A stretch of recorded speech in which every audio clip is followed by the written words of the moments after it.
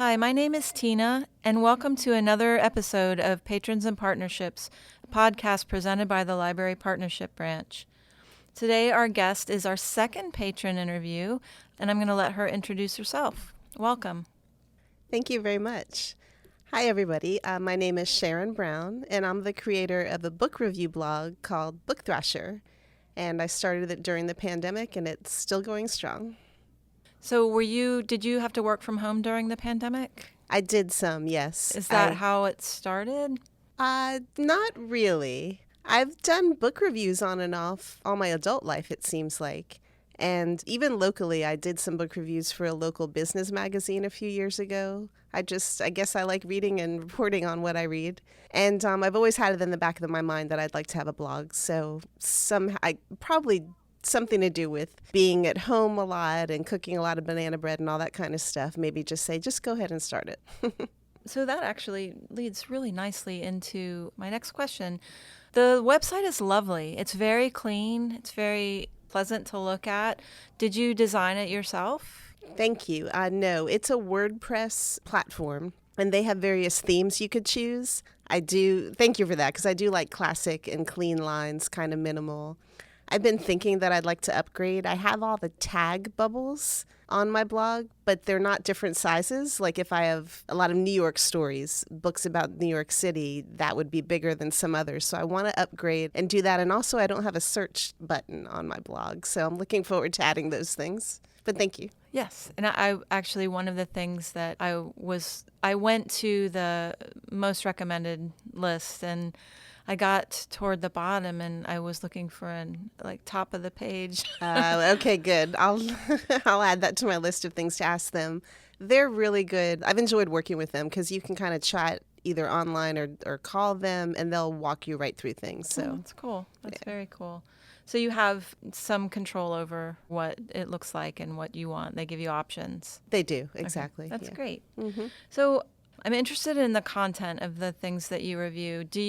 You mentioned on your website that you love libraries. Do you get all of your materials from libraries? Are all of your reviews from things you've checked out at your library? I would say probably like 90% of them are, yes. Okay. I rarely buy books. I read it first, and then if it's something I really want, I will buy it. But most of my books come from the library on loan, or I did inherit a pretty large collection from my dad that I've been slowly going through and either keeping some and then donating some and selling or trading others. So sometimes one of those will make their way in. But yes, I love my library. I just appreciate it so much that I'm able to do this. Do you remember, did you have a favorite library when you were a child? What sort of impression did libraries make on you as you were growing up? A very big impression. I grew up in Cutler Ridge, that's in South Florida, and it was just the local branch. And my dad and I would go every Saturday. He would drop my mom off at Publix and Eckert's to go shopping, and then we would go to the library for a couple hours. And it was just a place where I could wander around and browse the shelves and find things that look interesting. And there were comfortable chairs where you could sit and just get lost in a book, which I definitely did. So what inspired you to share your opinions on things that you've read? It's a good question. I'm not sure exactly. Maybe I'm just have that need to share. I'm not really sure. But for example, I had a job a few years ago, and I worked with a lot of readers. I've never been in a book club, but several of them were. But something compelled me to every kind of January just put out an email. These are the best books I've read last year. Then they would write back with their lists and all that kind of stuff. So I just enjoy it. It is a form of expression. I mean, you're expressing yourself. Yes.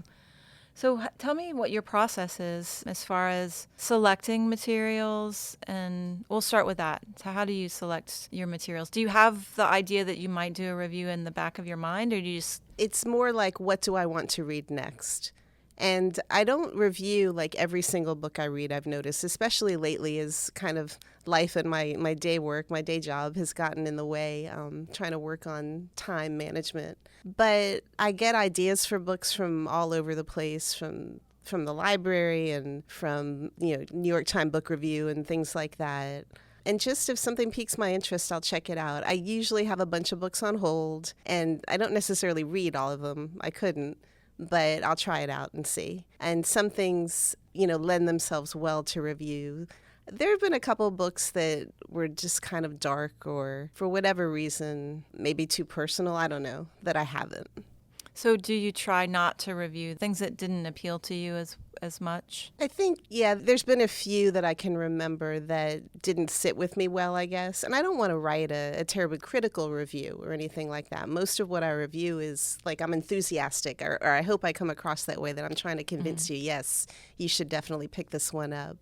But there have just been a few controversial-ish books that I just kind of put on my list of books that I have read, but I don't delve into a deep review. So that's really interesting. What is your style of writing when you decide to write a review about a certain book? And you also do movies as well, don't you? Sometimes. Yes. Do you have a routine, a schedule? Do you just, as the fancy strikes? Right. It's more like as the fancy strikes. I found that if I can wake up early in the morning, that's a really good time for me, or kind of late at night, but that gets dangerous because I have to get up early to go to work. I think my writing is sort of conversational, like I'm talking to a person, pretty casual. I usually take notes when I read, when I know this is a book I'm going to review, and make a brief outline.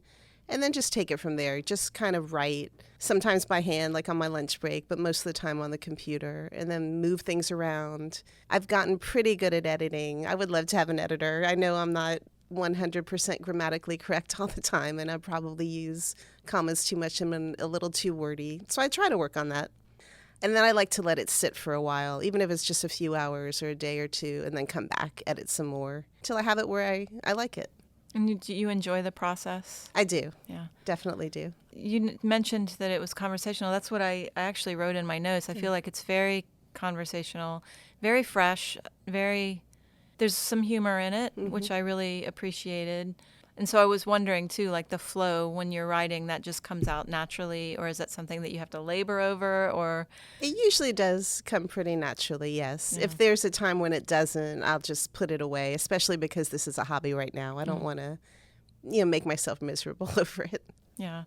So when you first started, were you nervous at all about putting yourself out there on the internet? Absolutely. I definitely was, even though, like, sometimes I think, how does an author do it? Because you are exposing yourself. At the same time I started the blog, I joined some social media, which I've never been on anything. So all at once I went on Twitter, and I think I tweeted that once, that just even the act of writing a book review is sometimes very revealing and makes me a little nervous. But it's a good thing to do. And I try not to shy away from putting my opinion in the book review. And have you gotten much reaction from other readers? I've gotten some. I wish there was more. I would like to have more of an interaction or conversation. So on WordPress, other bloggers, it's easy for them to see posts. So I get some comments that way. And of course, my family can be my biggest fans, and they'll comment on things. But it's slowly starting to build, I think. Do you have any favorite reviews that you've done? I mean, just like people have favorite books and favorite movies that they watch, favorite reviews that you've done? Definitely. The main one right now, and it was one of my favorite books that I read last year, it wasn't published last year, is my review of A Gentleman in Moscow by Immortals. And it was a magical book. I loved it. I read it and I immediately reread it and started writing my review. And it's one of those, again, that I just hope that my enthusiasm for it and my desire just for everybody to read it comes through. It's interesting. Yeah, that's the last review I read on your website. And I was okay. I need to put this book on hold right away. It's wonderful. It's Yeah. really good. And then I did a recent one on The Looming Tower, and I actually listened to that audiobook. It's nonfiction. It's pretty dense. And as I said in the review, it was kind of like listening to a really good professor do a really engaging lecture. During the past 2 years, I've only just started listening to audiobooks in the last year plus, and I've really fallen in love with it in certain situations. So that book was about the road to 9/11, basically the rise of Al-Qaeda. It's fascinating. And again, there's just so many connections and things happening right now that connect back, that I feel like it was a pretty important book, and I hope it gets some more attention. You seem to have a very broad appreciation of different genres and different fiction, nonfiction, young adult. Mm-hmm. Do you have any children's on the book? No. No, I meant children's books on the Oh. website.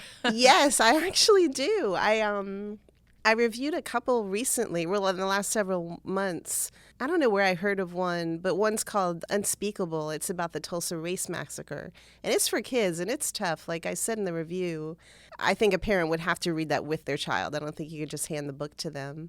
There's another really wonderful one called Noor's Secret Library, and it's about children in Syria, but it parallels what's going on in Ukraine. So yeah, I was actually just thinking today I might put together a list of children's books, like for gift books for the holidays, because some of these are really special. And those are also books that you come across through reading reviews and things like that? Or? Yes, Yeah. mm-hmm, exactly. Do you read reviews? I know you said you read the New York Times book review. Do you do any of the other reviews? I do sometimes, but if it's a book I know I'm going to read, I try not to. I don't want to be influenced. I do go back later to read some, and sometimes I'm like, you know what, I like mine better. I just look for the stars. Yeah, right. Yeah, I This don't has do a anything star, like that. I'll read it. But anyways, back to your broad reading history. Can you talk a little bit about that? Like, how did you develop your interest in so many different styles and genres? And It's a good question. I think it's the way my siblings and I were brought up. We were taught to read at a very young age, and my dad's just always been very curious and was a lifelong learner. So I feel the same way. I'm just interested in this and that. The only genre I don't really read is like the fantasy. And it's interesting, when I've done a couple of pop-up markets where I'm trying to promote my blog and also selling some books. And a lot of people, young people, say that they're into that, and have I read any? So I should probably try to give it a try. well, now that you say this over the podcast, you may get people recommending fantasy books to you. That's true. Yeah. Somewhere, like a place to get started. That's what I need. Have you ever gotten tired of reading? Like, has there ever been a point where you're just like, I just don't feel like reading anymore? Well, the only time I really didn't is when like personal things have been happening in my life, where it's just like you just don't have the mental energy, I think. Yeah. Yeah. But no, in general, I could read all day, every day. Do you pick up books ever? And I have the issue, I think, working in a library, having read so many books, that sometimes now I'll pick up a book and be like, after the third page, I'm like, I know how this is going to go. And I can't finish it. Does that ever happen to you? Or you're like, I can see this story from the very beginning, how it's going to turn out. Right. You know, that really doesn't happen to me. And especially, I read a lot of thrillers and mysteries, and I rarely can guess like who done it. But for me, more, it's just more the feeling, and does it engage me, and do I like not even just the style of writing, but the characters and what they're saying. And I have no problems putting a book down now and just not finishing it if it doesn't keep me going. There are so many other books that you want to finish. Yes. Yeah, it gives you more time to do that. Mm-hmm. So on your website, it says that you keep track of every book you read. When did you start that, and how do you keep track? Well, I think I have lists going back to about 2007. I wish I had a list of every book I've read, period, ever, my whole life. I'm just kind of a weirdly organized person in that way. And at first it was just in notebooks. I would just keep track in little notebooks that I like to buy. And then eventually now I'm keeping track on the blog. But it's just fun to go back and look. And I used to, when I wrote it down, I would put little hearts or stars or check marks, and I could see how I felt at the time. So yeah, back then it was just pen and paper. That's a lot. I remember when I first started watching K-dramas, like I would do that, like keep track of everything I watched so I would know, yeah. because I was so unfamiliar with it, and then I gave it up. But I also have had those moments, especially since I started working in the library, where I remembered a book from my childhood that I absolutely loved and could not remember the title. All I could remember was the basic plot.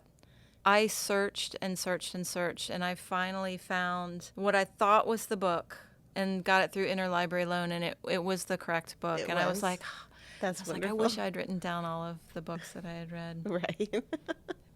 So what do you have planned for the future for Book Thrasher? You just celebrated your fourth year? Oh, Fourth second. anniversary? Oh, second anniversary. Okay. Second anniversary. Thank you for asking. I have a lot of notes and things written down. I want to do more. Well, I want to post more often, frankly, get into a regular routine and kind of branch out a little. I've had a couple ideas for articles or essays. I'm not even sure what you would call them, but I want to start doing some things like that. And I've tried to think of like some themes to put out there to work on. Like, for example, every Friday I might post a In Case You Missed It post.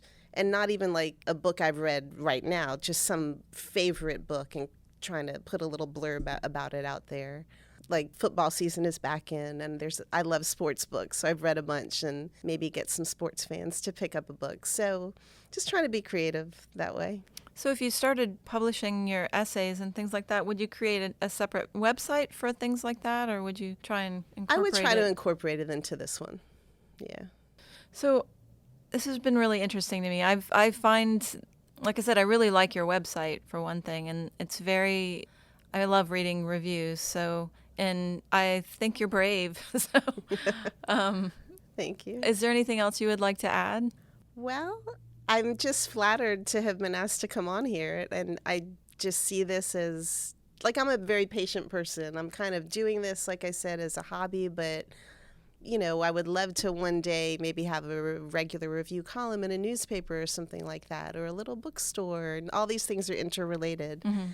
So, and even though it's on the internet, which is the World Wide Web, I really would like more of a local readership. I think that's important to me. So I want to thank you. I just love the fact that you're doing this, and I'm going to start listening to your old podcasts. Yes, well, we would love more of, listeners to Sure. our podcast as well. So maybe we can help each other out. Absolutely. Well, thank you very much. You're very I welcome. appreciate Thank it. you. Mm-hmm.